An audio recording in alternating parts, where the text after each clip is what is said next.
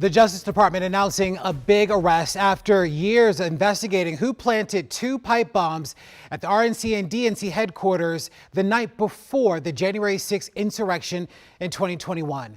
Thanks for joining us on the News at 4. I'm Larry Miller. Officials say that Brian Cole of Woodbridge, Virginia, was taken into custody earlier this morning and is now facing charges including using an explosive device. Let's get to Sky 9 right now to show you what's been rather an active scene.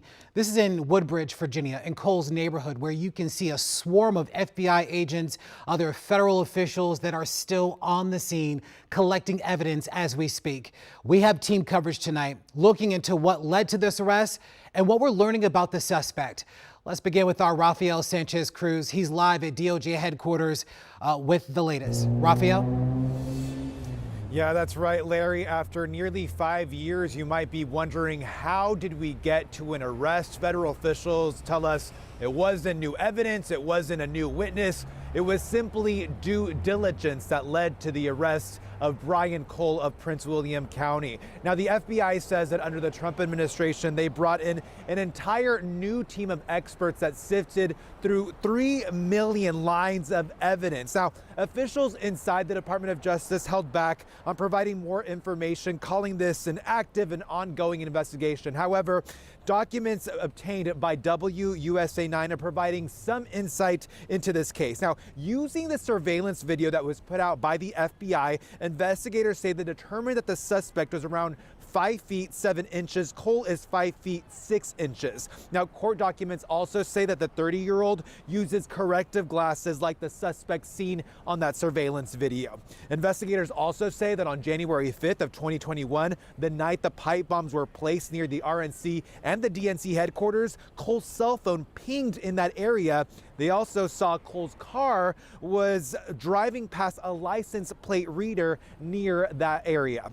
Now, investigators say Cole's credit card transactions show that he purchased materials used in the construction of pipe bombs. Court documents say those purchases started in 2019 and continued in 2020, and that even after the pipe bombs were found by officials, Cole's purchases continued. Now, DC's U.S. Attorney Jeanine Pirro gave some insight into this investigation. Let's listen. This case involved millions of pieces of data.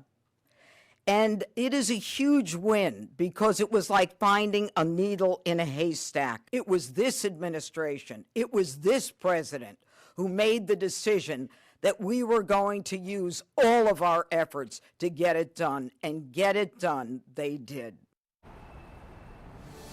Yeah, DC's U.S. Attorney Jeanine Pirro says for now, Cole is facing charges for the use of an explosive device and attempted malicious destruction by means of explosive. Look, tonight, we still don't know a motive. We still don't know if this could be related to the attack on the U.S. Capitol on January 6th.